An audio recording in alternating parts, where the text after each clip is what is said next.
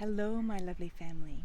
I'd like to share a story today about communication and all those subtle and important things we're saying to one another.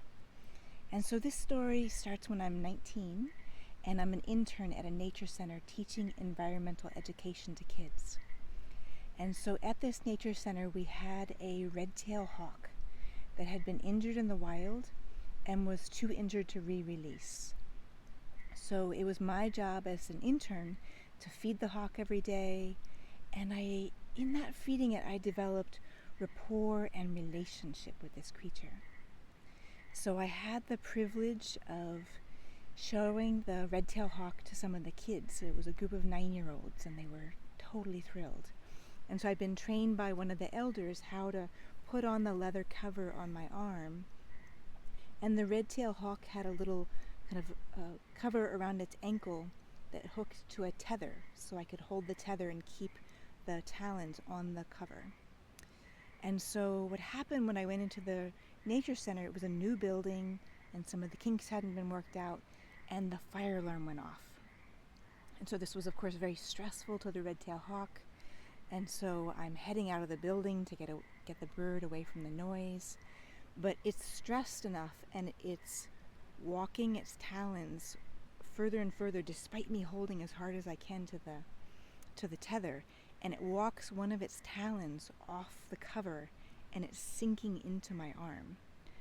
And so I'm pulling as hard as I can. I know my hands can't pull the talons out. It's much stronger than my fingers. And so I think to myself, what do I have right now? And I thought, I'm gonna talk to it. And so with my heart and with my thoughts, I said, please step back on the cover. You're hurting me, and I know you don't want to hurt me, so please step back on the cover. And in that moment, it took its talon out of my arm and stepped back on the leather cover and back onto the protection.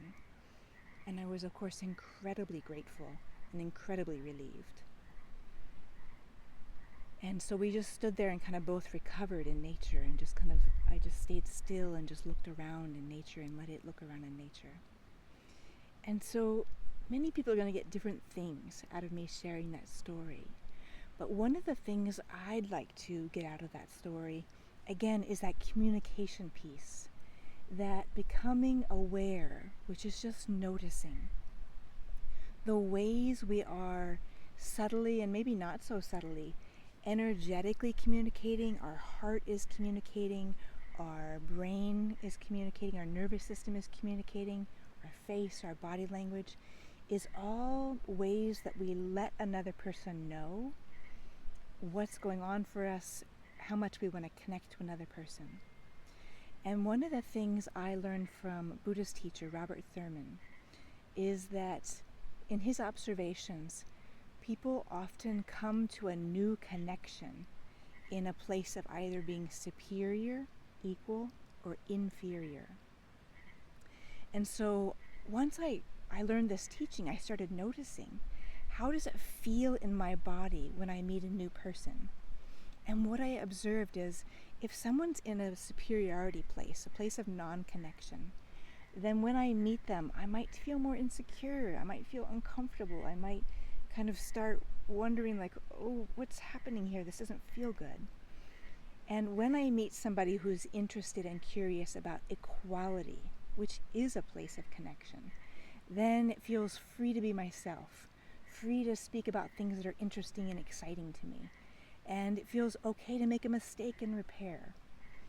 When I meet somebody and if they have gone into a chronically inferior position, and they might be putting me in a superior position, I might feel uncomfortable, like, oh, this doesn't feel good, I want to get away. I suddenly feel like I have to kind of be perfect and not make mistakes. And so my point is, we all have bad days, we all have days where we're off center, so it's not about getting tense about, oh my God, I might have kind of communicated something weird energetically. That's fine, you just make repair, that's okay. But just to start noticing, what's another person's biology saying to me? What's my biology receiving? And what am I putting out? So again, it's as simple as noticing, not being perfect or being any particular state, but just being aware and being curious. So what I'd love is if in the comments, if you put this in practice in your life, I would love to hear what you notice and what happens in your life when you put these things into play. So I hope that's useful and interesting to you, and thank you for watching. Namaste.